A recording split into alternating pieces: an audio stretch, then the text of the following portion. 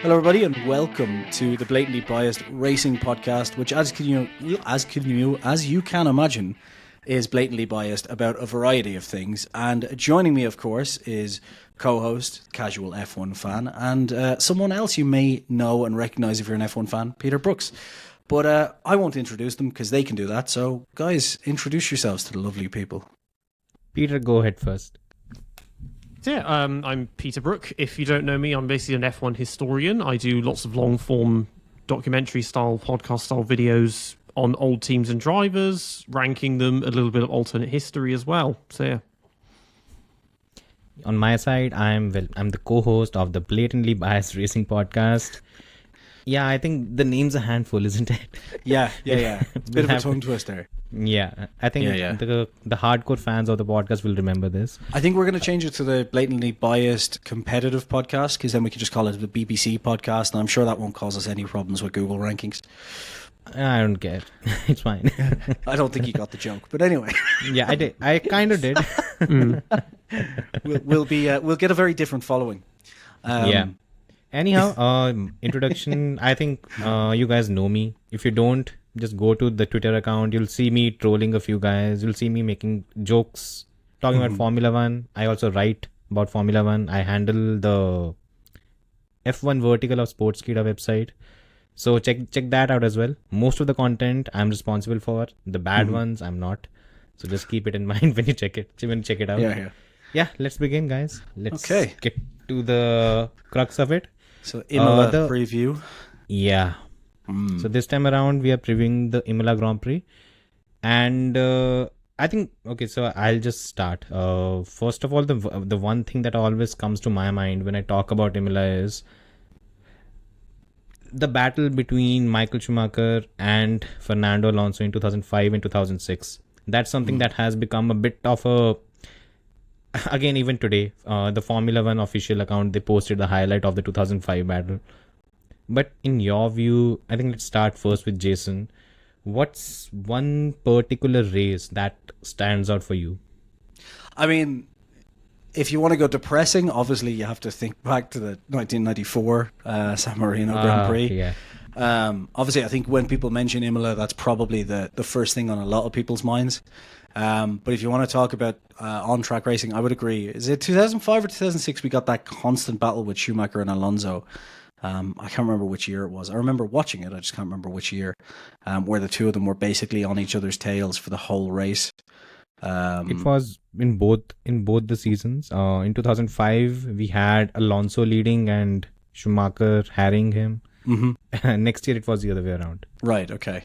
But yeah, probably, I guess in recent mind, and then obviously you've got 2021, which Red Bull Racing's Twitter account decided to post about today saying best start. And that showing the whole thing up until, was it turn 2 when Hamilton gets forced off? Yeah. Because Hamilton's always forced off. He never drives off track by himself. Always forced off. But yeah, I think Imola's just a great track. It's one of those old school tracks that's just so much fun, where you've got proper track limits the way they should be done, which is if you go off the track, you're going to get stuck or lose time, and none of this silly runoff where we have to manage it like the Red Bull Ring all the time. Only problem now, obviously, is we've got much bigger cars, which is problematic. But I love Imola. It's always a fun one, as long as it's not under the sea again anytime soon. But yeah, I imagine Peter, as the resident historian, has lots of fond memories of Imola. Well, I mean, the 82 race is an interesting one because that's the one where all of either the FISA or the FOCA, I think the FOCA-aligned ones decided to just boycott it, and so you had like 10 cars involved. Was that not 81? That was South Africa, right? Was that 81 or South Africa? They boycotted South Africa. That was a later... They boycotted that twice. There was... I'm pretty certain it was the 82 Imola race. I'm just thinking, because I think the first Concord agreement was 81, right? Sorry, Peter. Sorry, Jason. What are you saying? No, I was just thinking. I thought the Foca Fisa thing was 81, but maybe I'm wrong. You know better than me. 82 was when it peaked because that was when you had this boycott at Imola. I think it was that year where they did that sit-in at the hotel in South Africa, or possibly the year before. Okay. Yeah. That was when it kind of reached its zenith. But the 82 race, hardly any teams took part. And then you had that sort of gentleman's agreement between Pironi and Villeneuve, which Pironi disobeyed. And Villeneuve was not very happy about. And then, of course, he died at the next race. That one stands out. There was also 80... There was the one Patrese took a win. I think 88 or 89, kind of out of nowhere. But those are the main ones. And then 94 and, 05, 06. I think for any of the racing purists, the battle between Pironi and Villeneuve, those, I think there were 10 to 12 laps where they consistently swapped places, and then ultimately Pironi came out on top. I think that was pure racing, because it was entirely, they were slipstreaming each other and trying to gain the edge. And I think Villeneuve pushed Pironi off track once or twice as well. Yeah. But what was actually slightly amusing for me was Villeneuve coming to the media after everything was said and done, and he said that he thought Pironi and they were just playing it to the crowd, and it wasn't an actual battle in his mind until he realized it was too late. That was a bit strange, because the way they were battling, it was quite obvious it was serious business. Yeah. But I think again it ended sadly, but the battle that he had was quite interesting. Again, in my view, I think even the 2021 battle was quite between Max and Lewis, the start that they showed, it was quite interesting, because at that time we came to this, I think it was the second race of the season. First race, sorry, it was the third? Second. Yeah, it was the second race of the season, and what we had was Lewis winning in Bahrain, even though he had a slower car. Yeah. And then we come here, and it was pretty much Max holding his own in wet weather, beating Lewis in that particular condition. Lewis where he was rated very lucky at that. Yeah, very lucky, because he was in the wall before Russell and Bottas decided to have some on-track fun, and basically it was George earning his seat, literally driving into his seat. Yeah. A very well choreographed kind of crash gate light. Yes. Get those two. Oh, quickly, it's all gone wrong for Lewis, because without that red flag, I get and all of the whole, because he got the positions back because they allowed him to unlap himself after the restart. It's like, no, without that he should have finished it in 7th. Yes, not he was a lap down, right? He ended up. He spent a whole lap trying to doing like a 75-point turn, trying to get out of the gravel. Yeah. If there hadn't been a red flag, there's a good chance he would have been nearly at the back the whole way around, because he was so far behind. Obviously, without any safety cars. It was done. It was a done race. I mean, and if you think about it, if that had have happened, even if he had finished 7th, you're talking what, a 17-point swing, something like that. I'm trying to do the math in my head real quick. He would have lost 12 points. 12? So he would have been second to 7th. Yeah, he loses 12 points. Did Max not win the race? Or am I going Max won the race, no? Right, yeah. And in second, so instead of losing 7 points to him, he now loses... Yeah. Oh, I get you. Sorry. I get where you're coming from with the math. And so it means that, going into, opposite end of the season, Abu Dhabi, they're not tied on points. He's 12 points behind, so the last lap makes no difference. Yeah. Precisely. Yeah. I mean, he got lucky. That was very lucky at the time. But very much so. Yeah. Yeah, and something that I actually find quite weird is when we talk about Imola, it does not have the kind of Italianness or Ferrari-ness that we associate with Monza. I've never understood why, because you have the Tifosi in huge number in Monza, but why is it not the case in Imola? It's much closer to Fiorano Maranello. Yeah. You'd assume than it Monza would be. is. Is it just because right near Faenza? Too. Yeah. Does Ferrari own part of the track at Monza, or own the track at Monza? I'm trying to think of the ownership. No, Fiorano is all theirs, but they don't own anything else in Monza. Yeah, I mean, Monza. Well, I think it's just the history side, because Monza has been the Imola was the Italian Grand Prix venue, I think, in 1980, but otherwise it's always been Monza since 1950, and the circuit is another 30 years older than that, whereas Imola is I can't remember when it was built, probably 50s or 60s, and it's only been on the grid since about 1980, and then we've had Right. quite large gaps where it hasn't been there. Yeah. And I guess also the name because it's the San Marino Grand Prix, Yeah. even though it's not in San Marino. And now it's the I Emilia Romagna. never understood that part. Something. Yeah, it was that where I realized, okay, so that you don't actually need to be in the country that's hosting it for it to count, because we had the Luxembourg Grand Prix, which was in the Nürburgring. It's like, okay, it's about, 20, 30 miles away from Luxembourg, but still, it's not... Yeah. It's Yeah, not, yeah. and then they called it when they called it the Eiffel Grand Prix in 2020. It's like, okay, well, it's in the Eiffel Mountain, so that makes sense. But some of them, it's like it needs to be vaguely in the right area. The At least European now- Grand Prix. Azerbaijan's first race was European Grand Prix. And Yeah, as a European, as their Eurovision entry, it's Yeah. it's Well, like it could be worse. If Liberty had their way, we just know all of the races would be named after some brand that sponsored that particular race. So it could yeah, be we're worse. getting there. We're getting there. I mean, this Give it one, the time. sponsorship, it's like Delhi made in Italy, something else, Emilia Romagna, something stupidly long, It's isn't it? the Emilia Romagna Heineken Del Made in Italia race or something. Yeah. Which Yeah. is God insane. bless you. I didn't even bother with all of that. Imola Grand Prix, that's it. Yes. Simple. Yeah, Just yeah. keep it that way. Yeah. By the way, talking about Ferrari, I think almost everyone is aware of the huge, apparently the massive upgrade. We've that already seen a they're couple of bringing. shots of it. I don't know if you saw those. Yeah, I did. Okay, first I'll take your view, then I'll actually get to what I actually think about it. First, let's go with Jason. What's your take on how Ferrari is approaching the whole thing? Well, the good thing is that obviously the Italian media are saying this is worth about 2.5 minutes a lap. And then when you bring that to Ferrari, I think someone said 2.5 tenths a lap.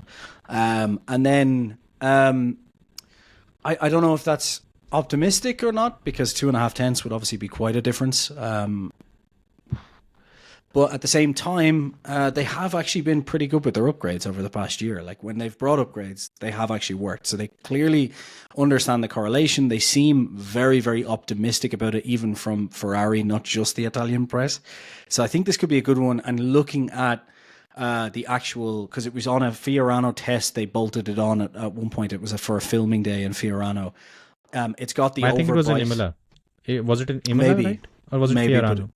I thought it was Fiorano, but it could have been Imola. But it was for a filming day over last week, and they've got the overbite, the same as McLaren and Red Bull now. So they seem to be going fully down that route.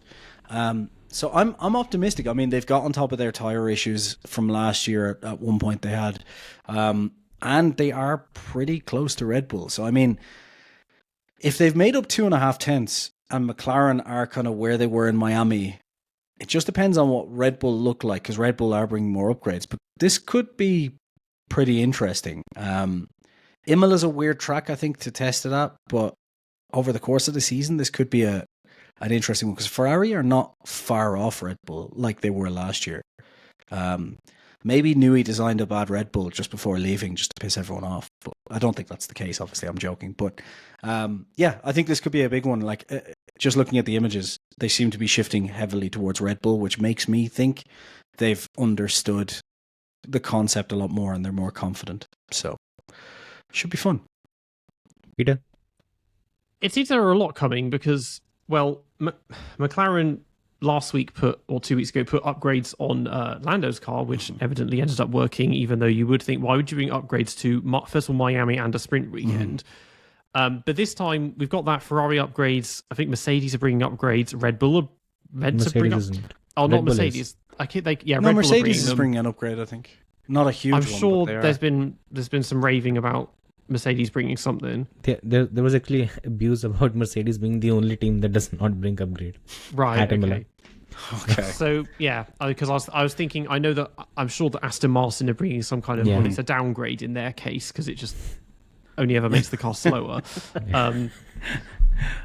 That Yeah, downgrade's name is Lance Stroll, by the way, for anyone listening. Yeah, I'm kind of thinking, like, I remember thinking this after Austria 22, because that race was pretty close. That was when, well, Ferrari beat Red Bull, Mercedes were right in there, and I was like, okay, this could be interesting if we're going to get like a three-way fight. Obviously, at that point, that was when Max won like every race after that.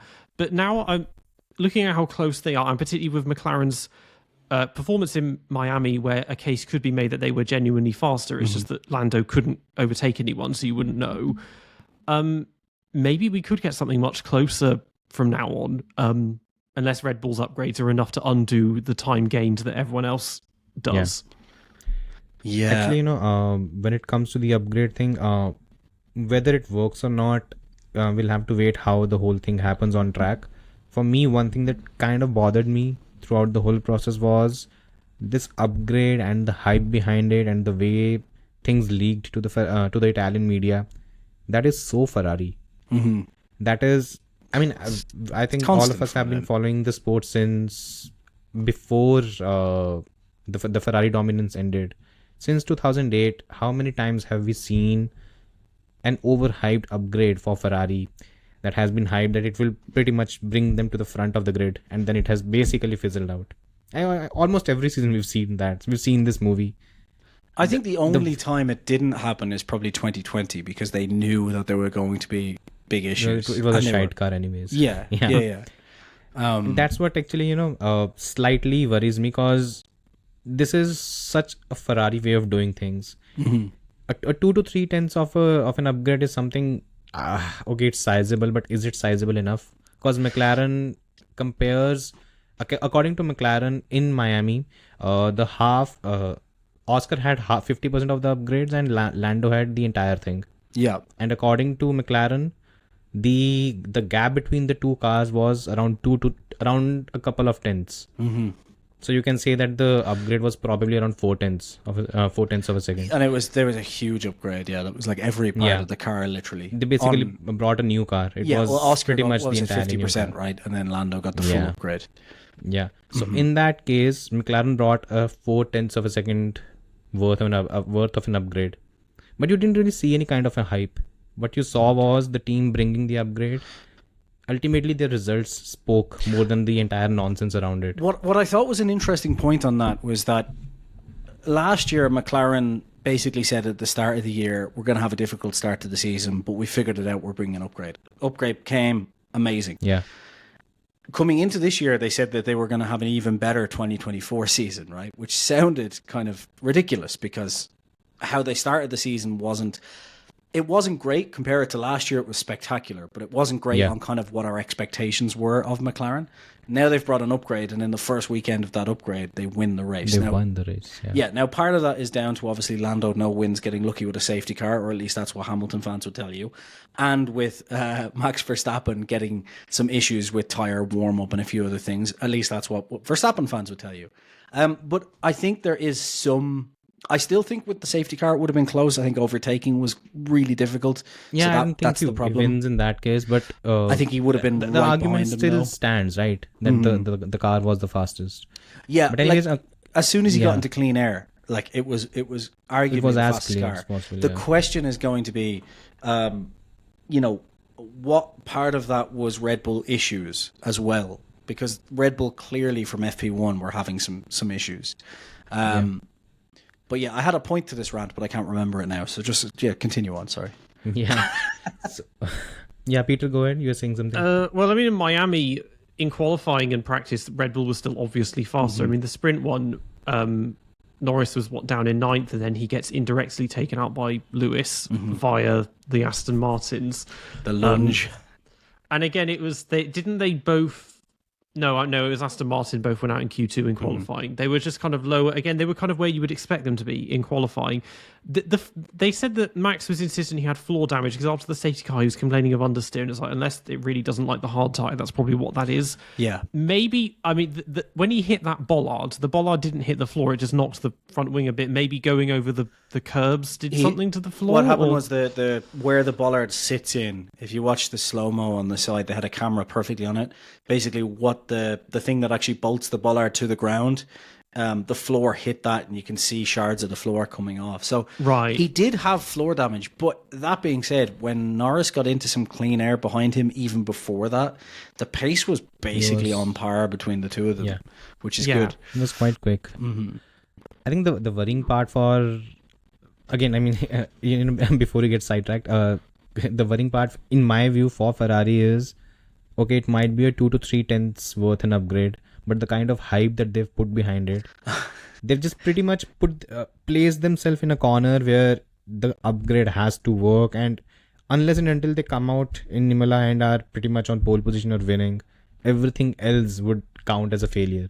That's how much they've hyped the whole thing. Because wherever you see the kind of hype they've put around it, I mean, they could have done it the way McLaren did, pretty much brought the upgrade, let the performance speak for itself. But they made an entire show of it. They brought in the Italian media. They should not have done that, ideally. But again, let's see. It's just what they do, though. Like, that's the Italian way. I actually thought with Fred it would be different, because he's kept a very unassuming I don't know, though, way like, of doing things. I think the thing is, it's been like leaks out of Ferrari that have talked about it being really good, but the actual like Ferrari guys themselves, when asked anything, are just constantly like, "Oh, we'll see on the track." Yeah. So I don't know. I think that's purely just the way it's done with Ferrari. I don't know if Fred is Possibly. I to think blame it's for the that. Italian As media. such. Possibly it's the Italian media. They'll just snuff it. Because Fred tends to be, even throughout his career, tends to be either a wind-up merchant, which is not a plug for my new website, but either a wind-up merchant or just likes to kind of keep quiet, and it's always one or the other. So I doubt it's coming from him directly. Yeah. And there's one thing actually, when it comes to the entire, because just in my view, the this weekend in Imola, I'm very excited about one thing, because if the Ferrari upgrade works, and if the McLaren upgrade, the kind of improvements it showed, and if it is able to replicate it here, I think we might be in with a possibility where, again, a title battle is probably a stretch, but we might be looking at a season similar to 2011, if you guys remember. Because we had was, there were a few races in between where Red Bull was outpaced by either a McLaren, Alonso also won a race. So maybe something similar to that we might be able to see. And at least that's an upgrade from what we had last year. I think there's a worst case and a best case scenario, and I'm not sure, Peter, if you'd agree with this as well. But the thing I'm thinking is, at the very least, what we've got now is we've got a fast Ferrari and a fast McLaren, right? Which means that regardless what happens, if Red Bull have any way an off day, that is a lot closer to a point where they can get in front. And it seems like the way overtaking is at the minute as well, that if they get in front, then it's going to be much harder for Max to pass, because it's not that overwhelming, absolutely, flat out pace. Yeah. And I think that's the good side, first of all, because Red Bull's off days don't need to be as bad. It could just be a slight off day like we saw at Miami, for example.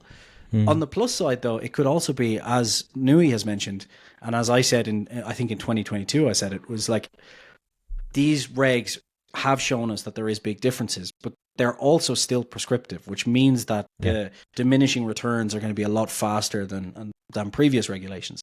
And I think that's why we're seeing now where Red Bull can bring an upgrade and it gives them an advantage, but it's not like a 4/10 advantage like, say, McLaren, who are catching up, will have because of those diminishing returns. And I think it's a case of we're seeing that happen now, which is great. But yeah, that's what I think. I think we're seeing that diminishing return set in, which kind of makes 2026 a shame. But I think Karun Chandok also talked about it. That maybe we push the regulations change for a couple of seasons, and we have 2-3 years where the performance gaps are not that big. Yeah. I'm sure Lewis Hamilton would love that.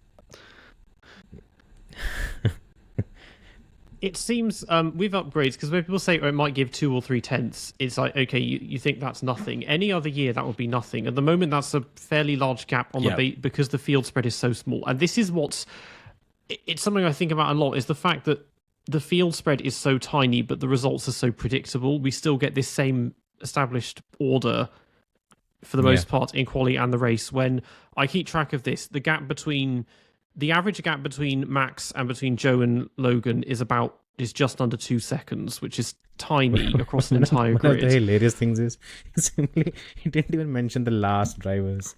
He simply said Joe and Logan, because one can simply assume that these are the two who are going to be in the 20th place. Yeah, but I have a table where I keep track of average gap, and those two are at the bottom. Yeah, about 1.9 seconds behind. And then Max, because Max has had the fastest time everywhere except Bahrain, he's like 1,000th off the pole. Yeah, is his Leclerc average. had it, yeah. Yeah. So the gap is, and again, that 1 second gap, it happens around the 10th place. So it's all very kind of even and symmetrical. But yeah, go back 10 years or more, and it was more like 5 seconds, and then go back another 20 years after that, and it's still looking at closer to 10 seconds. Yeah. It's so small. So even though the upgrades are small, it kind of makes a difference. But at the same time, it's like, how much would it make? Because if they're 3/10 behind Red Bull now, that's still going to be 1/10 behind, even with this big upgrade. Yeah. And that was the thing that was really astonishing last year, and less so the year before, was the field spread was so small, and Max was still consistently like half a second in front of everyone else. And that, it was, yeah. I mean, that basically kills it's the car argument with Max most of the times. Yeah, well, I mean, it always is the car, as I constantly argue, but obviously then it's up to the driver to extract that performance. Do you guys think, a weird question, do you reckon maybe conspiracy theory wise, that Mercedes wind tunnel doesn't work? Because this idea crossed my mind the other day, because it seems like Mercedes is one of the only teams who doesn't know how to understand these regs, and nothing ever correlates for them. Like this year they showed up and they were like, we'll just be able to layer on performance, and then within 2 races it's like, we have no idea what's going on, why are we so slow? And then Aston Martin, as you said earlier, only brings downgrades and are still using the Mercedes wind tunnel. Coincidence? I mean, probably. Maybe the wind tunnel was just never very good to begin with, because when they were the best team, it's because they had this insanely powerful engine that never blew up, or at least Hamilton's never blew up. It was always Bottas's. Maybe before. Well, no, actually, the Brawn was aero. That was the double diffuser, and I guess the Hondas before that, they had fairly decent engines. That was always their strength, and because we're not in, if you want to think about it like video games, we're not in an engine meta at the moment, so they don't get that. I mean, I don't know anything about wind tunnels. I'm like, how hard can it be to mess up designing a wind tunnel? Because it's a tunnel with a massive fan at one end, and you just blow some. I am taking the piss, of course, because it's just one of those. I mean, they have been things, they have been hemorrhaging staff over the past few years, and I was going to get to that even more because, today. And just today, because Jerome D'Ambrosio, I have no clue why he's even there, why he was there at Mercedes, but again, he's gone. Loic Serra is actually it's a big blow. Yeah, and these are another 2 people that have left Mercedes. Now for there's Ferrari, a question, right? Both of them. Yeah, both of them pretty much joined Lewis at Ferrari.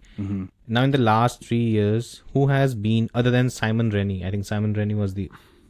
Was it Simon Rennie who is the guy that they picked from Haas, the aerodynamicist? Oh, Ben Agathangelu, he was there. No. He Simon was something. Simone I'm forgetting his Resta, name. no? Who also No. Simone Resta. Sorry, Okay. Simone Yeah. Resta. Again, Simone. So, except him, in the last 3 years, who is the major signing that has actually joined Mercedes? Can't think of one. Thank you. Is Paddy Lowe? He did leave, didn't he? Or He left. He Yeah. He left in 2015, 16, something. Oh, like God, that. that was ages ago then. Irish Yeah. people should just not be allowed near F1 cars. That's I was just basically trying to the remember, rule. because in all of this, I was thinking, like, everyone knows Adrian Newey as Red Bull's technical director. I was like, who actually is it for Mercedes? Because they're leaving that, and then Paddy left in 2016. He was replaced as technical director by James Allison. Since then, James Allison. My brain went James Key. I was like, no, it's not him. Yeah. I think what's obviously happened here is that Horner is still trying to hold a grudge against Toto, and that's all he cares about. So what he's done is, Newey hasn't even thought about going to Ferrari. Horner's just put that into the media so that all of the people from Mercedes just flee to Ferrari. And he doesn't care if I can't Ferrari wins, understand he this just wants thing. Mercedes to lose. Again, another conspiracy theory for Twitter there for you. I know. But the question is, what's going on at Mercedes? Why isn't he hiring anyone? I said this what last is Toto time. doing? I said this last time to you. I think my genuine opinion, and from what I'm hearing, is that Toto is really struggling to get Mercedes, as in the parent company, to kind of help out in any way in terms of not even just financial, but because that's less important at the minute. They've got money from sponsors and so on, but just in terms of direct knowledge and like bringing people over to the engine facility, it seems like the Mercedes parent company isn't that pushed on this right now for whatever reason, and they've got their badge on there, and they're kind of going to figure out what happens after 2026, I think, because they're losing all these people from the engine facility, and in any other situation, I think they would have got a bulk of knowledge across from Mercedes, like the parent company Daimler, who Just have the way Audi is doing right now. exactly. They have a ton of EV people Christian there. Horner revealed that Mercedes has lost 200 people to Red Bull powertrains. Yeah. 220 people. That's ridiculous number. That's basically how much? From 1,100 people at Brackley and around 600 something at Brixworth, they've lost 220. Yeah, That's so ridiculous basically number. the word I'm hearing is just that's what makes up for, or that's what kind of makes the Toto banging on about Verstappen make sense, because essentially he's trying to get something to happen that will make the Mercedes parent team interested. Again. Because otherwise I think their thinking is essentially, again, this is what I'm hearing through people who kind of I generally talk to. Sometimes they're right, sometimes they're wrong, but it's just essentially the Alex Jones of Yeah. the Alex Jones of Formula One. Yeah, but essentially it's like Mercedes have lost interest, and that's a big problem for them right now. Whether that's true or not, I'm not sure, but it does kind of make sense.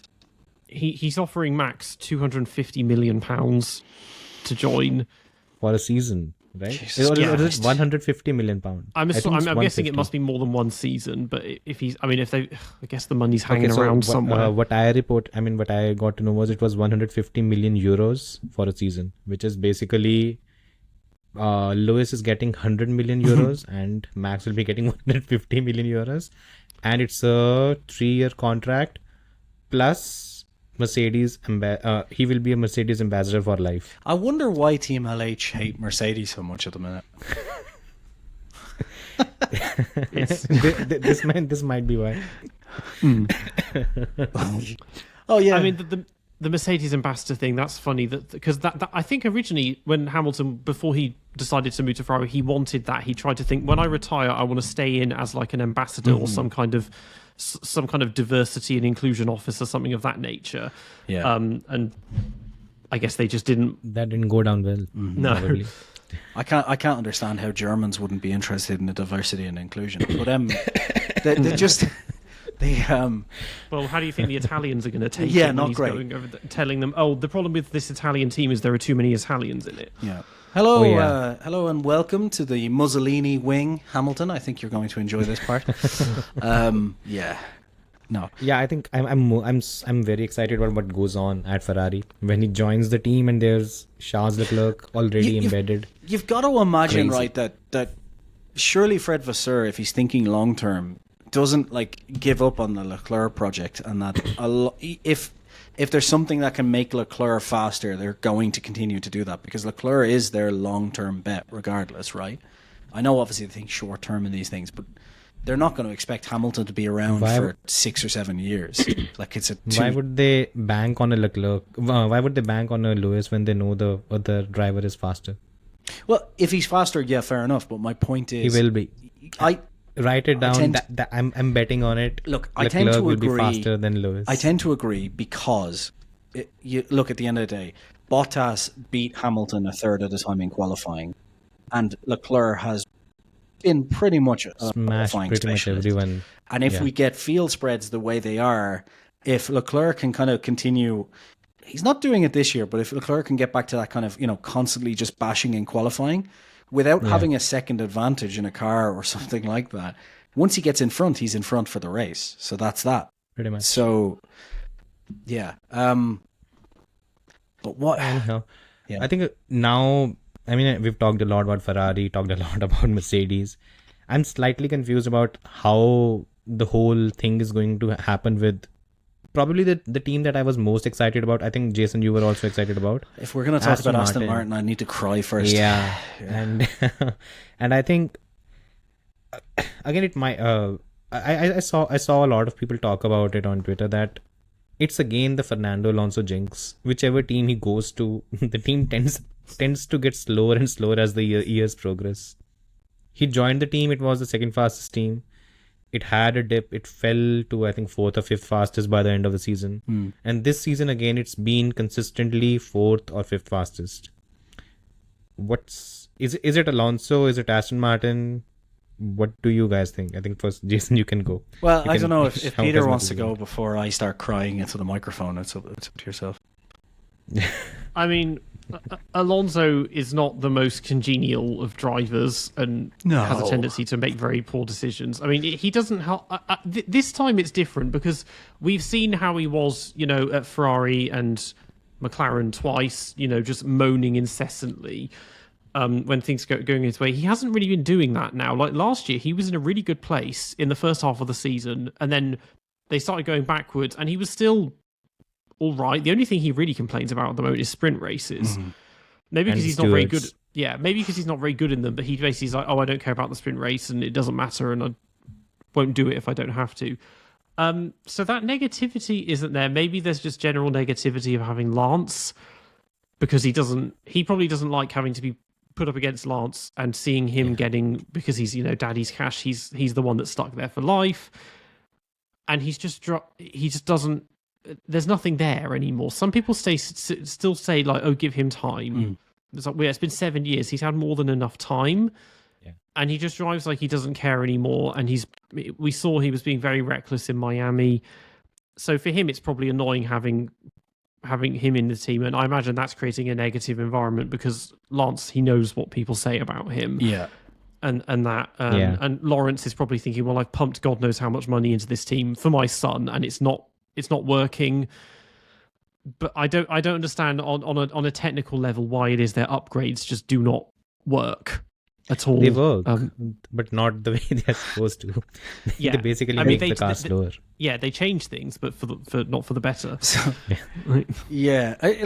hopefully Lance fucks off to WEC next year, but I don't see it happening. But in saying that, I think one thing is that Alonso signed up fairly early for someone who, was making kind of a noise around things, which I think this, the end of the day, they're focused on 2026 because they've got to get their wind tunnel online. They've got to get their factory finished completely. There's a few things. The biggest challenge for them for that Honda engine coming in is they're going to have to make their own gearbox casing and a few other bits, which are they're not minuscule challenges. So I'm hopeful that basically what they're doing right now is just trying to kind of get everything to correlate correctly, and they're just trying a lot of different things.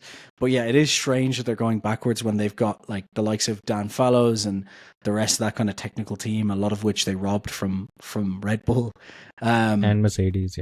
But Eric Blandon is also part of the team. Yeah, like one of their big key issues, I do think, is the fact that they are a little bit stuck in a situation where until they switch over to Honda, they are stuck with some of the inherent problems with Mercedes, whereas McLaren aren't. McLaren have the facilities in place already to kind of build away from that. Like, I think McLaren build their own gearbox casing now, right? Which means they can have their own completely independent suspension setup. Yeah. Whereas Aston Martin are stuck with the Mercedes suspension setup. So you're not only stuck with a Mercedes rear end, you're also then having to make compromises on it because you didn't build it from scratch yourself. So I think there is probably something to be said there, because if we look at just even constructors where it is, if Lance didn't exist and they had even a competent driver in the other seat, there's a good chance that they would be ahead of Mercedes right now anyway. Because I think Fernando and Russell are basically... Alonso is ahead of both, I think. Both are probably... Maybe ahead just of behind Russell, I think. But they're very close. The fact that Lewis was close to Lance this year in terms of points really showed what a bad start to the year it was. But we won't bash that drum any longer. Look, I think they're getting everything ready for 2026. And I think that the fact is, where they are right now is still impressive to an extent when you consider where they were when the team was bought, essentially. Like, there's a lot to happen, and the fact that they're even close to a Mercedes, even a Mercedes is falling. Something that something that Otmar won't agree with is Force India finished P4 twice in 2017 and 2018. Yeah. And Aston Martin is yet to do that. And Force India has had more. No, it didn't have more podium. I think he stated two facts which are quite. They actually quite revealed a lot of things about how, even though Aston Martin project has put a lot of money into it, there's something wrong. And I think what's wrong is Lawrence's belief that his son can actually win a championship or even fight for it. It's a joke. If last year again, if Aston Martin had the lineup that Alpine had, in the sense that there was Alonso and Ocon or probably Gasly was alongside Alonso at that time, they would have finished P3 or Probably. something like that in Yeah. championship easily, because Alonso was neck and neck with the entire. I think it was Lando, Leclerc, Alonso, Sainz. All of them have almost similar points. So if you have that kind of thing, that kind of competition, the team grows. Right now, it's a bit like Alonso is trying to drag the whole team, but then you have Stroll who's just pulling everything down, and you can't run single driver teams. And even if you can't have a driver who's this poor. It just does not work. I think that's what we're seeing right now, because the motivation is down quite extensively. You saw the start of the season being a bit good because Alonso dragged a few results out of it, but then again he can only do so much. Yeah. That's where we end up with almost every time in I just think it's like, okay, so I get the point of Force India where they were, but I just think if you think about the way the team is transitioning, like things generally when you try and make a huge change like that do get worse before they get better. You know, like there is things that need to be done if you're changing so much at once. And it is like a huge, like literally they've changed the entire factory, tons of staff, you know, like there's going to be time to melt it. I guess I'm just being an optimist because I really like the project idea. And maybe 2026 will come and I'll be like, oh, they are shit, never mind. Yeah, because right now, I mean, if we sit down and project that, which teams would you pick who will be in a strong position at the start of 2026? Aston. The first team that comes in mind is Ferrari. No, not Aston Martin. I think the first team that comes in mind is Ferrari, because of the shitload of talent that it has basically poached from everywhere. I think Red Bull will be there. Whoever thinks Red Bull's downfall is here, the person is stupid, to be honest. As I've said, Then I don't think the engines are going to be the big swing that everyone thinks they're going Precisely. to be. That's the thing. And again, in the entire thing of possible teams that could surprise, Aston Martin does not figure in any which way, at least for now. Unless Honda does something out of the blue and has some very, very impressive engine or something like that. I don't see, at least for now, the way the team is built, how it is overly reliant on a single driver and has less than mediocre second driver. Listen, if Lance is still there, they're not going to win the constructors. Let's put that out of the way. But no, I don't think really they're going to gives a win shit the about drivers' constructors. championship as well. Yeah. Because you need. Look, even Alonso needs competition. How do you know Alonso has not dropped off? If you have someone as poor as a Lance as a benchmark, or someone who you're going to compare him to, what's the point? And even you look at Alpine, both Ocon and Alonso, they were neck and neck in qualifying. Alonso had the edge in races. So when you have that kind of thing, it also pushes Alonso, even though he cribs and wounds because the teammate is trying to battle with him on the track. Because Ocon's terrible. Yeah. So I mean, that's what it comes down to. The Aston Martin, they need to have a reality check. Either Lawrence decides that he wants the team to win, or he wants this team to be basically something which his son can play with. That's the whole thing that's left right now. I think he's made that decision, and I think that's why the WEC project started, personally. I think you're going to see Lance fuck off to WEC next year, personally. If he does, it's good for Formula And One. I think if you look at Lawrence's history in business as well, he's got two things on his mind here. He wants the team to win, because if he leaves and the team hasn't won and Lance hasn't won, that's an out-and-out failure on his part. So I think even if Lance goes, I think the general thinking is if Lance goes, Lawrence goes. I don't think Lawrence is that type of guy. Like, I think if Lance goes, he has to in his head go, I need to fucking win this still. You know, like this, I can't leave with an L here. I think he also pretty much put the blank check in front of Nui and also in front of Max. Both of them declined, and the reason why they declined was because of there is so much doubt around. You think the future Eddie of the Jordan team. would want him to go there, wouldn't you? Yeah. He certainly would. Yeah. Okay, by the way, coming now when we're talking about the whole driver swaps, there's the entire driver market that first of all, it has thrown far too many surprises for a single season already. But I think first of all, let's start about the players that are actually going to dictate how the driver market works. Let's start with Carlos Sainz. Is it a right decision from his side to actually decline whatever Audi has been offering him until now, to wait it out with Mercedes and Red Bull? Peter, you jump in. I'm going to say yes, because at least with even if Mercedes are kind of mid at the moment, they're a known quantity, and you at least know that they've had a lot of success in the past. There's a potential to do well. Whereas Audi, okay, yes, amazing in WEC, never done Formula One, and they're using basically the scraps of Sauber, which there is nothing enticing or attractive about that at the moment.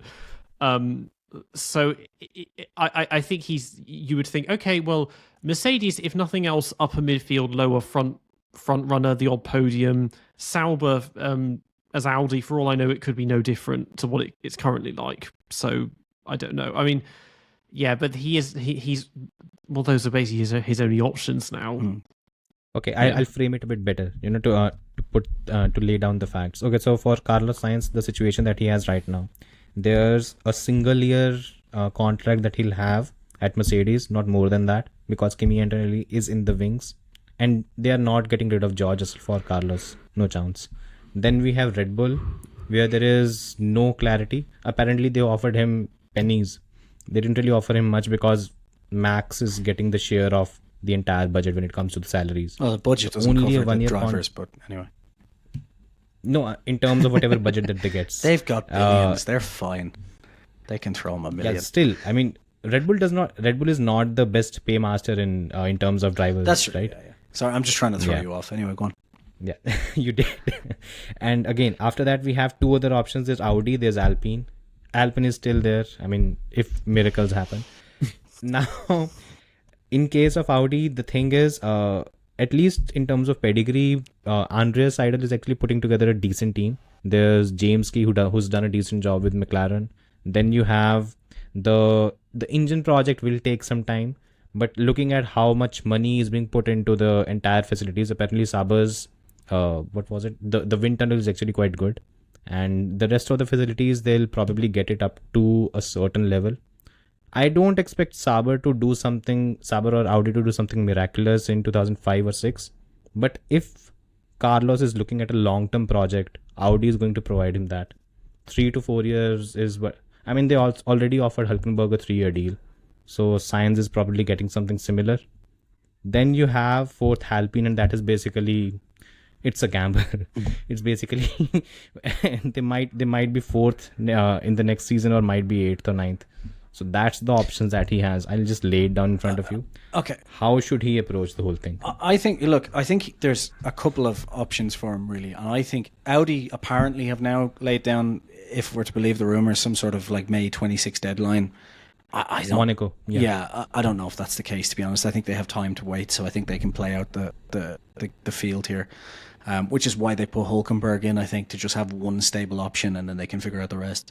But I think, look, Red Bull, if he's been offered Checo's seat at Red Bull, I think personally Carlos Sainz takes it, because I think he's probably sick of being seen as the kind of driver that can't do anything, and going up against Max would be the ultimate challenge of that. And realistically, if he wants to win a championship, that's the only other option right now. He can't go to McLaren, can't go to Ferrari. I'm not saying he can beat Max. I'm not saying that at all. Probably you should. He probably can't. But who knows? Who knows? Maybe Max is actually terrible, and anyway. Yeah, it's only Sergio making him look good. Hey. But look, the point is, I think any driver in that situation, if they have the choice of a top team, takes it, because the reason I can't see him taking the Mercedes seat is, one, like you said, Antonelli's in the wings, and two, I'm sure at this stage he's sick of being ousted for some number one driver. Like it happened with Ricciardo, it happened now with Hamilton. He was kind of constantly forced to be number two at Ferrari, and I just don't think he goes into a situation where there's only downside for him. One, Mercedes aren't the Mercedes they are, or they were. Even if they get absolutely on top for 2026, it sounds like they're just going to put Antonelli in there for 2026 anyway. So he goes in for a year of struggle in a car that probably won't perform, just to be kicked out again for 2026. There's no upside there.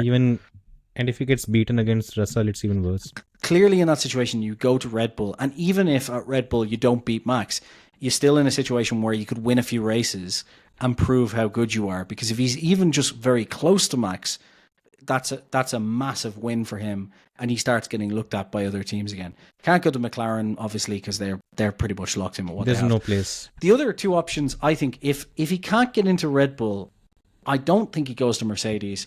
I don't think he goes to Alpine because you'd have to have a fucking death wish to go to Alpine. So the only other real options are if Lance Stroll goes to WEC, amazing option. Go alongside Alonso, 2 Spanish drivers in there. I think, he probably would think to himself, right, that Honda team, they're building the engine that's winning right now. That's a no-brainer. They've got Dan Fallows. They've got all this investment.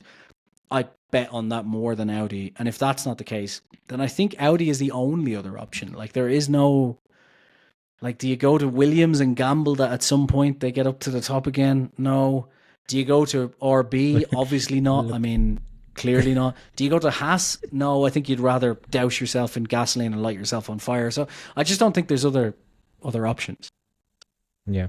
Peter? Yeah, number 2 at Red Bull is better than being number 1 at Audi. And it's a familiar environment because he's never driven for Red Bull, but he's been in the Red Bull family. So there's that going for him. He's been a teammate of Max, so he's got an idea of how he'd measure up against him. And yeah, it's just there's an outside chance of fighting for the title, but if you can't, you're in a car that's competitive, you can get podiums, you can win some races, and you'll be someone who's prominent and in the spotlight rather than trying to do a Villeneuve and build up Audi from the ground up or whatever. Yeah. And it's one thing in this entire situation, what if Audi finally gives up on Carlos by Monaco, assuming, and they go for either Albon, Ocon or Gasly, one of these 3 drivers. They just slot either of those 3. At that point in time, Carlos has an option of maybe Mercedes, maybe Red Bull, maybe. There's no surety. And then it is basically the mediocres. Yep. So does it make sense to put himself in that situation? He goes and wins a World Rally Championship instead with his dad as the navigator. If he was interested in that, he would have done that, right? So I mean, just talking about this whole thing, my main worry for him is he's going to end up in a situation where, look, Red Bull would, again, when it comes to Red Bull, one of the major issues for Carlos to actually join is Carlos has not proven to be a very pliable teammate at Ferrari. Yeah. He's punched a bit. He's had a few, I think, was it China where Charles said that he races more aggressively with me compared to others. So those kind of things, if he does it at Red Bull, Verstappens are not going to be happy about it. Of course, yeah, but he's only doing that. He's only doing that now because he hasn't got a contract. I know he would. No, he did it last season as well. Last year he kind of pushed the team on strategy, but he wasn't as aggressive. No. In Monza, was it? I think where he pushed off. Oh, yeah, okay. I mean, there have been a few instances. The point being that even when Max and Carlos were teammates way back a decade ago, there was a bit of a fire between the two, and the Sainz senior and Verstappen senior, they were at loggerheads. Would they want that situation again at Red Bull? And most importantly, would Christian Horner want to piss off Max again? Well, here's the thing. By signing someone assuming Christian's still there next year, of course. I think Horner is there now. I think Minslav has backed him. I think he's won that fight. Whatever's happened, I think he's come out on top of that fight personally. I think that's what it looks like to me. Not personally. Professionally. Professionally. Personally, he's taken a lot of having heard basically the entire inside story, which Keeping Up with the Kardashians couldn't fucking compete with. I think the thing is, if Horner has won out that fight, I do think there is another part to that fight that Horner probably wants to win, which is the fight with Jos, to kind of basically put Jos in his place. And look, I know that sounds like I'm saying there's some sort of reality, which I think Twitter makes it sound like there's a reality TV show going on. But I do think Horner is the type of prick who does like to go, I'm in charge here, which is, what he's talked like during this entire thing.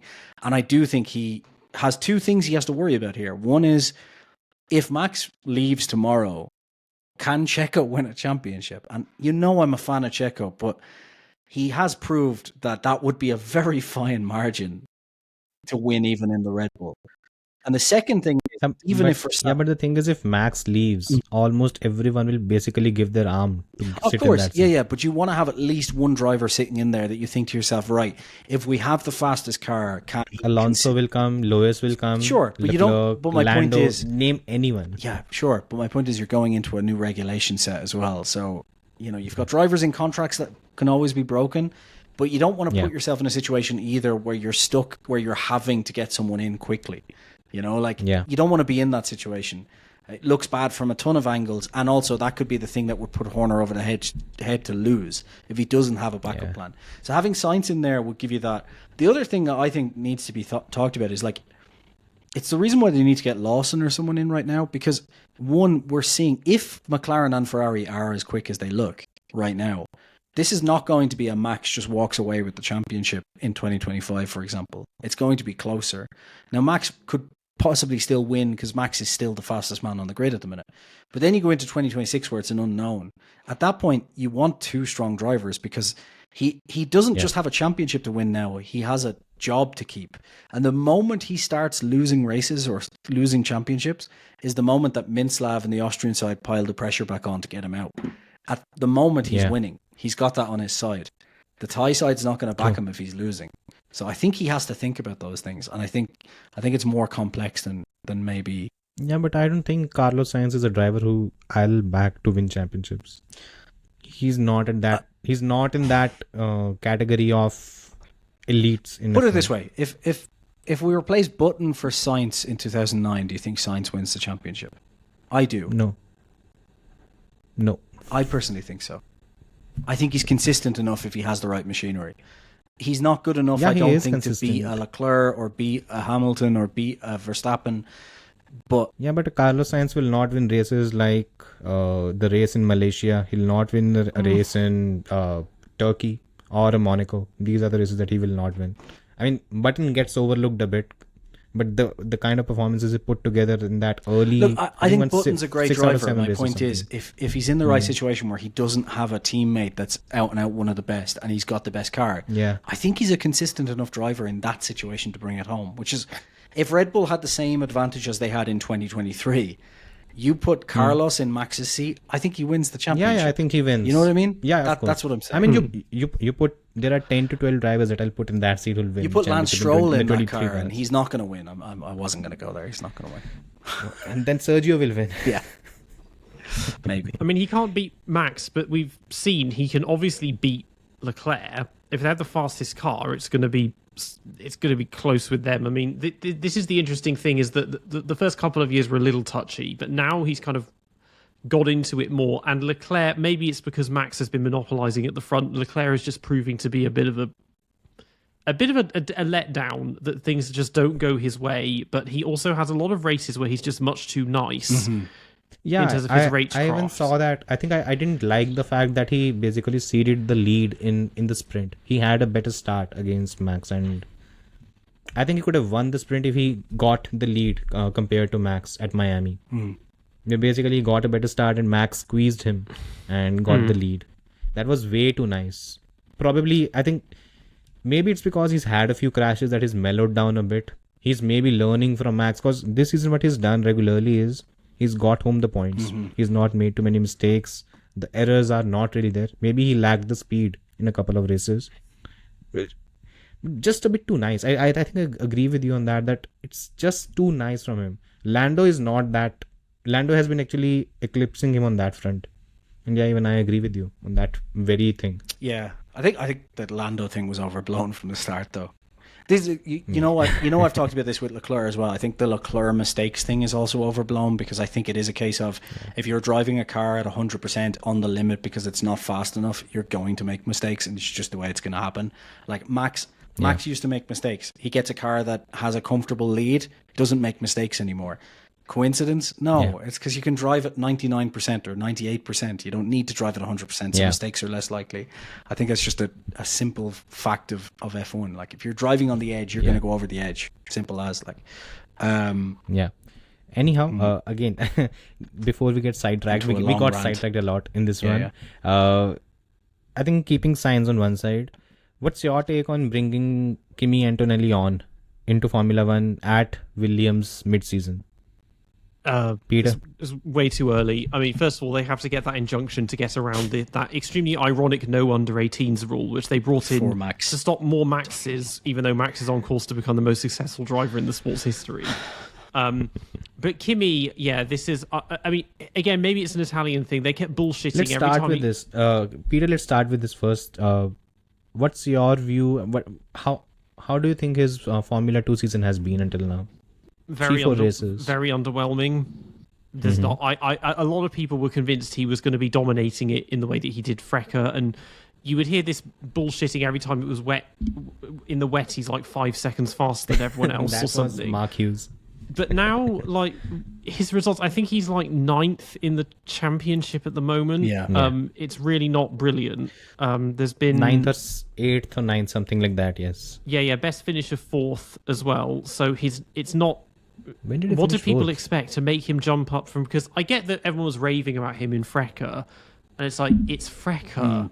Half the drivers that do it don't even have Wikipedia articles. It's like one of the lowest level single-seater seasons. If he was doing that in Formula 3, it's like, okay, yeah, fair enough, he's going to dominate. But then Hauger shat all over everyone in Formula 3 has been kind of monumentally mid in Formula 2 since then. Yeah, you looking at his results, you're like, why would you take this guy even to replace Logan Sargent? Yeah. There's no. It's just funny that him and Behrman are the two biggest prospects to go to Formula 1 next year, and he's 9th, and then Behrman, okay, he missed a round, but he's 19th in the standings at the moment. And he's basically finished behind.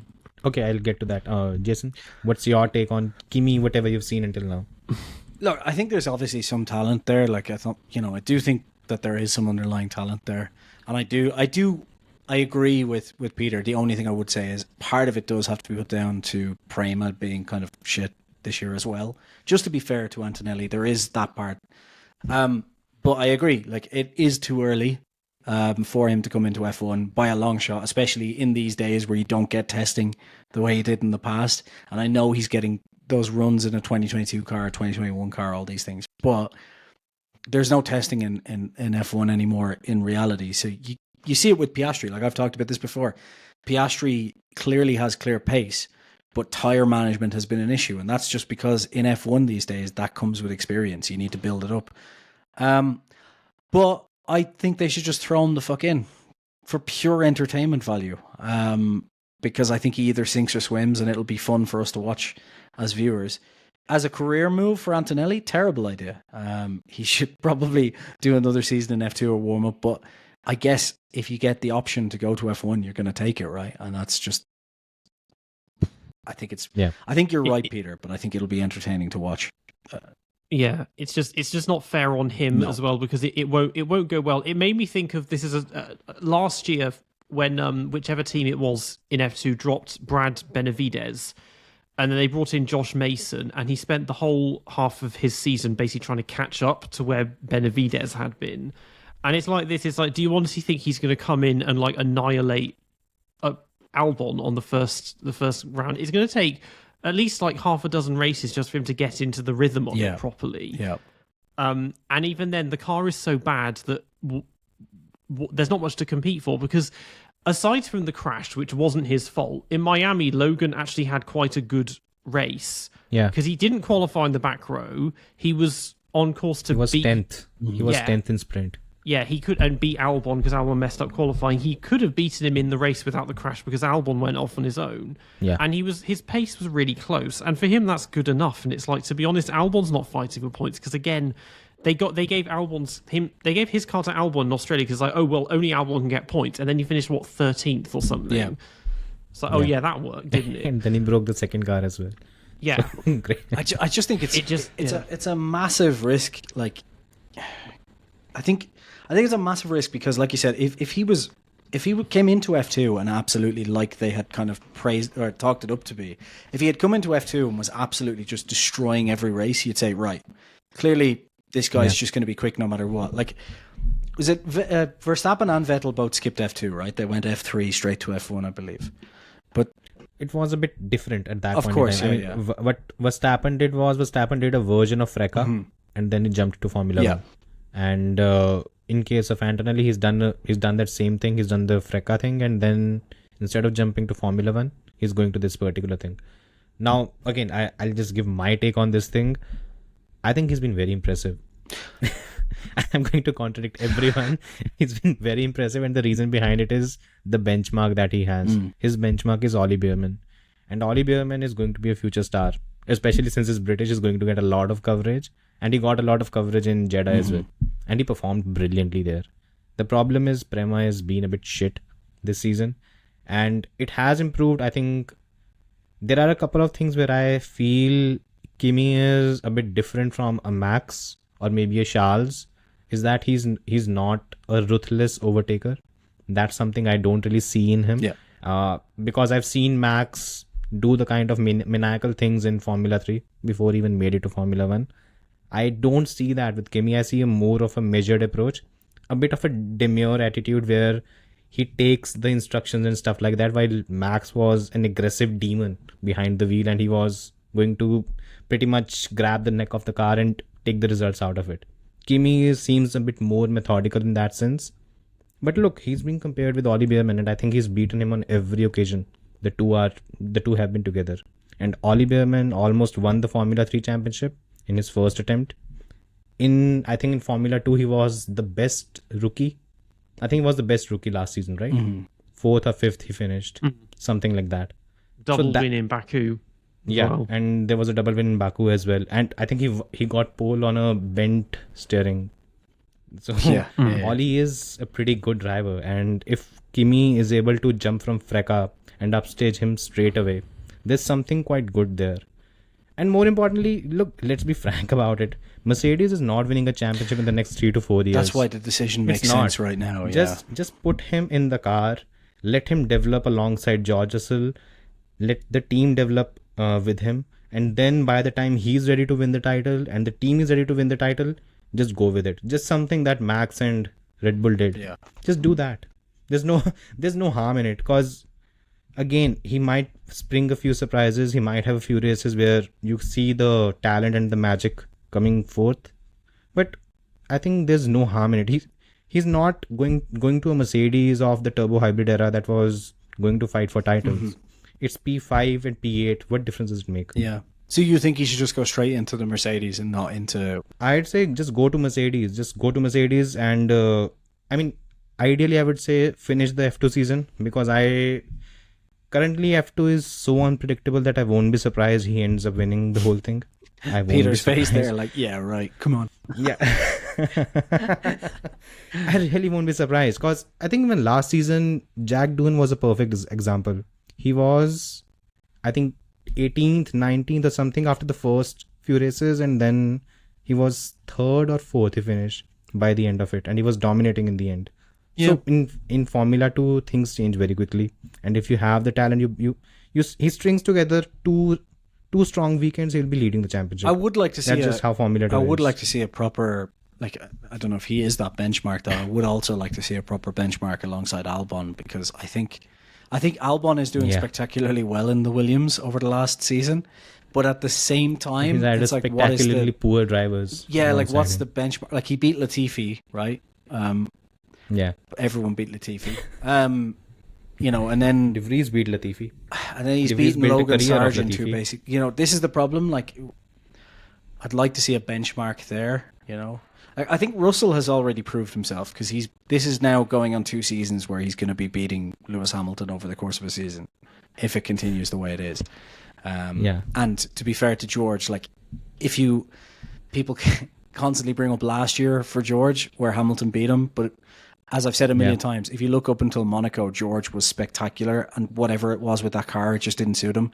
So if people are going to say, oh, well, Lewis just doesn't suit the car right now, then the argument is equally true for Russell. Like, so I think we already know how good Russell is. I'd like to see Albon benchmarked in a car where he's clearly comfortable now, where he wasn't in the Red Bull. You know, very few drivers are comfortable in the Red Bull. So yeah, throw Kimi in. I think I agree. I'm just not sure where. Just throw him in. I think it will be fun for us. Again, we both know Logan is there for maybe a season. Yeah, maybe more, maybe a couple of seasons at best. But other than that, he's not what you call a long-term prospect in Formula 1. There's nothing that he has shown on that front. And I've been a huge Logan supporter, because I've seen him consistently outqualify Liam Lawson in his rookie season in Formula 2. I've seen him do the same against Oscar, almost beat him in Formula 3. And nothing has clicked in Formula 1, and I think we've seen enough races. Just throw him out, throw Joe out. They're past the use by date. Just get rid of them. Yeah. Get new blood. Well, Joe will go to Haas or something because he's got a lot of cash, hasn't he? So it'd be, Yeah. Yeah, I mean, Logan's just been a big letdown because go back a few years in Formula 3, he almost beat Piastri to the title and then got taken out in the final race. That really knocked things. I think he said if he'd won that, it would have been huge for getting sponsorship and everything. And and in Formula 2, he was really good. Didn't win the title, but very spry, and it just hasn't worked, which is a shame because even though everyone loves, James Vowles and really positive, welcoming working environment. Coming. Yeah, but it's just he kept having to acknowledge, like after Japan last year, it's like, oh well, he's costing us X amount by crashing all the time. Is that we can't bring upgrades anymore? The team. I'm sure the team environment is lovely. It's just that everything is just a bit too incompetent at Williams. It's so outdated, and the infrastructure and everything, the budget and everything is smaller. It doesn't give you much to work with, and again, it's in a car where even if you were driving it at its maximum, you're looking at 12th, 13th at best every Which race. might actually be a problem for Antonelli, right? Because that's kind of a lose-lose situation. Like if he beats Albon, he's probably still only beating him for like 11th, 10th place and can't show what he can actually do. But he's beating Albon. Yeah. I mean, he's beating some. But then do he's you beating start someone doing who's question very marks highly around rated Albon? right now. Whereas if he comes in against Russell, it's kind of win-win, Yeah. I mean, ideally, I would say just best case scenario is just put him midway through the season in Williams, let him do whatever 5 to 6 races, I think 10 races, get him acclimatized, put him in Mercedes next season, and just let him grow. Just leave him aside, just let him grow. I think that's what Red Bull also did with Max. Yeah, they should put Max in a Williams. They're not fighting for title, right? Just put Max in a Williams. Newey and Verstappen go to Williams. That's how this is. Make Formula 1 great Yes, again. yeah. I mean, I'd be concerned if I was George, to be honest, if they decide to bring Kimi straight up. Because if you think that George is meant to be the successor to Lewis, and they build the team around him, and then suddenly Kimi comes in, and everyone knows that he's the one that they're trying to do this with. And at this point, George is now 5 years in F1. For ages, for 2 years, everyone was just screaming, get rid of Bottas and put George in that car. And then he finally gets in it, and then the car sucks. And we were like, oh, he's the next supreme talent. And the only slither we saw of that was Sakia 2020. And then they did basically just self-sabotage it to stop him looking too good, I guess, in Lewis's absence. You don't want fans thinking it's just the car, do you? Yeah.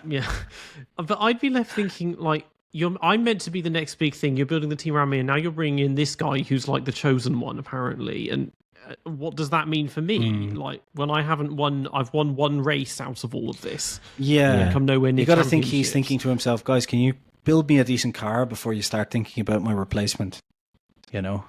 Yeah, or can you pull some wires out of Kimi's before each quali session, or do something to it just to make me look better? I don't know. Do you think George has realized that he's not the chosen one at Mercedes?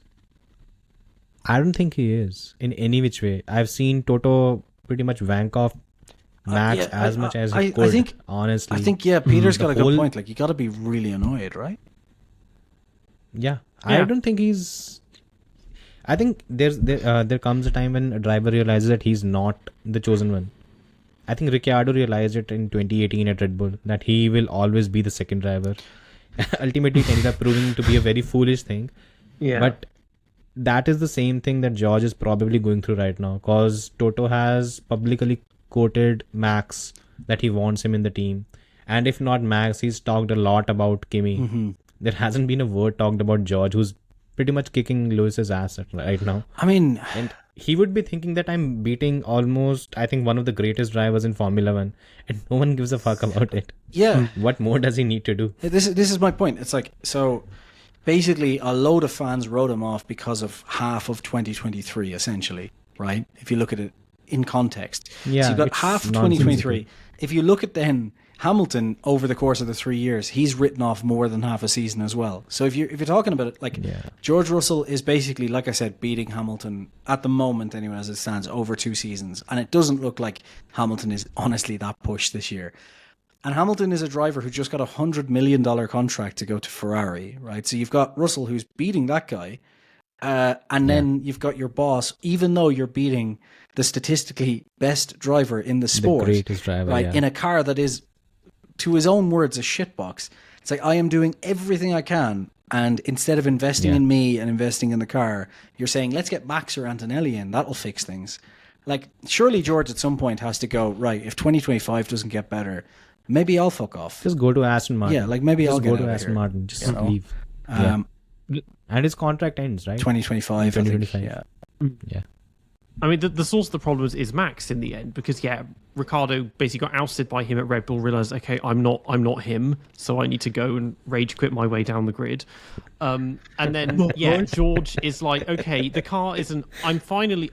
Everyone was raving about me, and I finally got to Mercedes, but now Red Bull are unstoppable, and I can't do anything. Leclerc basically can't race against Max, and now he's got Lewis coming in, and he has to try and race against him. And it's like, without Max, none of that happens. This is the problem of the modern era. We had it Schumacher, Vettel, Hamilton, now Max, is that they hog the limelight for half a decade. And all these amazing prospects, their careers just fizzle out because they don't get a word in anywhere. Yeah. And so that's... And it might change in 2026. It was in danger. We might be looking at a Charles Leclerc dominance era. I think Lando was in danger of that, right? Because you had Lando with no wins and with Piastri kind of coming up, if you want, behind.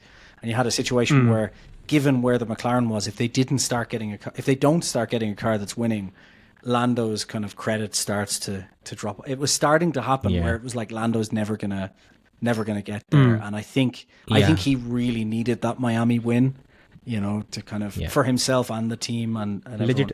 Basically legitimize his decision, because if McLaren, look again, coming back to the whole thing, if McLaren is able to replicate what it showed in Miami, it might be Lando versus Max this season.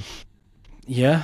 And imagine if that happens. The friends turn into foes, and I mean that would be a battle worth watching. They won't be friends anymore, by the way, if that happens. Yeah. That might break a few hearts. I don't know if that's the case. I don't think either of them, like both of them have basically admitted in separate occasions that, winning is more important than friendship. Like, in not so many words, but they've talked about this. And that's every driver. Just put any driver in a world title battle, winning matters, everything else comes later. Well, no, you have to be #grateful first. But they've all talked about this a ton of times, and it's like, that's the way it should be in racing, like that's the way Vettel was until the end when he started to bring bees back. I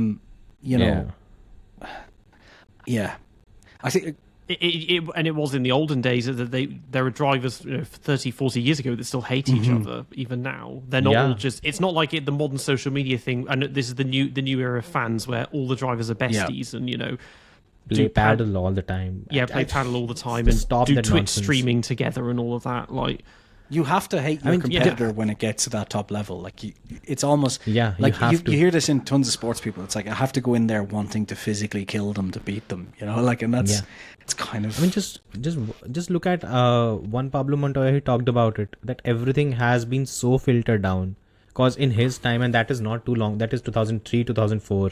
And he said, we didn't talk to each other. Did you see we really didn't talk to each other. Did you see the quote from Max that's going around, where Max was like... Which one? Max basically apparently said, I don't know where the quote's from, but I'm seeing tons of people sharing it around and talking about it. Okay, essentially, Max said, I'd rather be winning by 20 seconds than closer. Like, I come here to win. Basically just saying, look, I'm here to win. I'm happier if I'm winning by 20 seconds than if, he's like, I enjoy wheel to wheel, but... Of course I want to win by a massive margin and show how good I am, like, basically, to paraphrase. And everyone's going crazy about it. Look at this guy, doesn't even want competition. You're like, no, like, this is ridiculous. Every driver wants to be in that situation. He's being very honest. Max's problem is he's very honest. Yeah, if a driver said that in the 90s, no one would bat an eyelid. In fact, I think there was someone else put under a very good video. It was like Alonso was like, hey, Hamilton, why don't you give us all the engine so we can all share in the success? And Hamilton's like, no, I'm good. I'm good winning by a second during the Honda days, right? Yeah, it's like, I'm good winning by a second every lap. And for some reason now they're like, oh, the drivers should want competition. It's like, no, they want to win. Like, all, there's too much PR. I hate that. There's too much PR. And for the record, to everyone who seems to think otherwise, I am not a Max Verstappen fan. If Max left tomorrow and stopped winning, I'd be like, great, someone else is winning. Brilliant. But I want that to happen honestly right Yeah. now, because yeah. single driver dominance is a bit too much. Anyhow, we've talked a Unless lot it's about Schumacher. the whole driver market. Sorry. Yeah, I sorry. just said unless it's Schumacher, then it's great. Anyway, go on. Yeah. So I think we've talked a lot about the driver market, and just to end the whole thing, by the way, just one thing, there's rain expected this weekend. So when you have that, let's finally have a prediction. Who will be your top 3 at the Imola Grand Prix? Keep in mind that rain is going to have some impact throughout the weekend. Have we had rain? Oh, we had rain in China, didn't we? That's the only rain we've had so far. Yeah. Oh. Max is still going to be fast. If you factor in rain, I think Ferrari are going to be probably not brilliant. Mercedes, well, they could certainly be better than you would expect. I mean, again, they're two fairly competent wet weather drivers. Lando is kind of touch and go when it comes to rain. I don't know. It's really hard to say because we don't get we hardly ever get wet races now. So Yeah.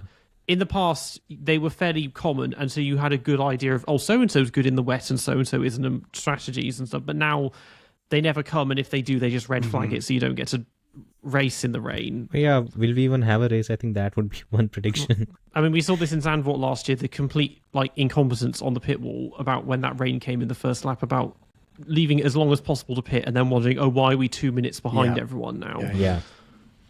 That's a good. Look, Lando's very Okay, good so in the rain. wait. Peter, you're on the spot first. Who will be your top I 3? forgot Peter just Oh, around it there. He was like, yeah. I thought he gave his predictions and realised he didn't give an answer, actually. Let's say Max, Sainz, Leclerc. Yeah, interesting. Yeah. Okay. Jason?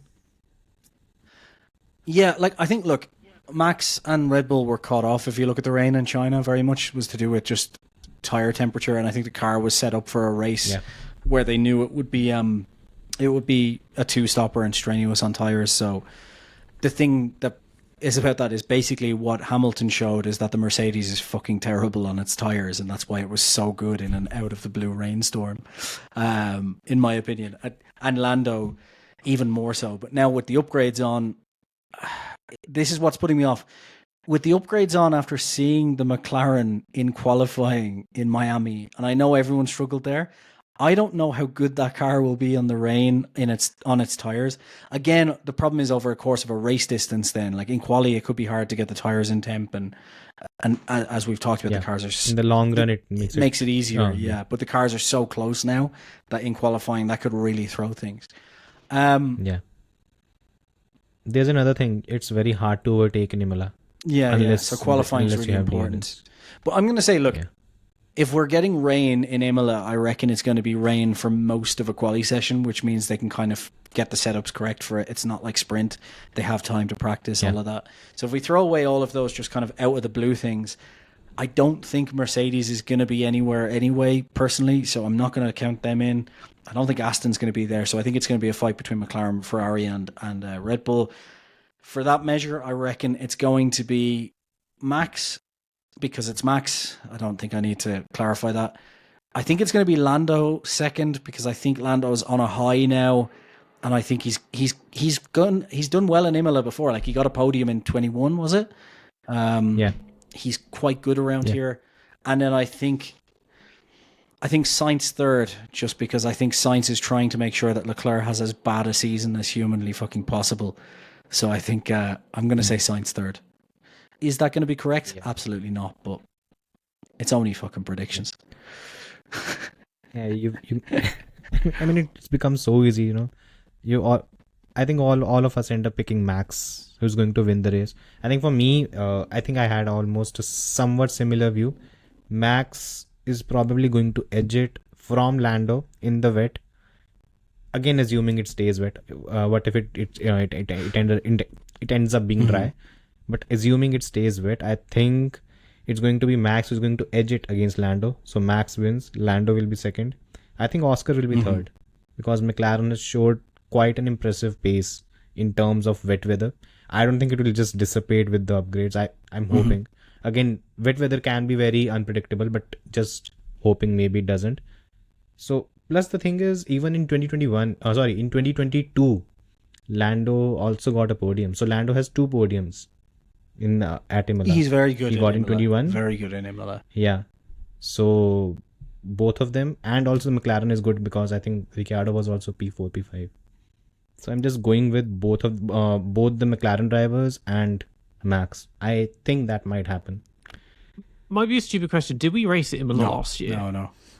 There was a He mentioned yes. Basically, the they rain. decided Yeah. that at the point, like they're already a little bit skeptical about racing in the rain anyway, and then they decided when there was literal boats in the area on roads that was probably too much, so they cancelled it. Probably shouldn't I joke was about just this trying to because think, people I was actually like, died. But Imola? anyway, And I was like, yeah. Yeah. And yeah, look, floods are bad, man. We had floods here last year as well. yeah. I live in Mexico. There's no floods here. Eternal sunshine. Tacos and sunshine. So yeah, So I think we have, in my case, we have Max, Lando, and Oscar. Jason, you have Max, Lando, and Sainz just to wind things up. Yeah, and Peter, It was Max, Leclerc, and Sainz. you had it in the other order by the Or way. Sainz and Leclerc, yeah. Yeah. Okay, so we're all I saying think Max that is wraps going it to up win. for us. Brilliant. Yeah, I mean, can, how can I predictable? change mine then? Yeah, I'm going to say go for it. Lando, Max, Sainz. Yeah, Just that because makes it fun. Yeah. I mean, I hope you're correct because that would make the championship fun as well. By the way, Max Yeah. DNF. a Max DNF would make it even better. If Formula One existed in isolation, I almost wouldn't mind Max winning all the time. But then you remember that like WEC, IndyCar, and Formula E exist, and it's anyone's guess who's going to win every weekend. Yeah, you guys don't follow MotoGP. I think that's it is having a season similar to what Formula One had in 21 or 12. Yeah, but there's no It's Adrian amazing Newey in right now. MotoGP, so unless he goes there, I'm not There interested. is, by the way, there is. joking. Adrian. I'm joking. Adrian only consulted for the KTM. The KTM is there. KTM has a partnership with Red Bull.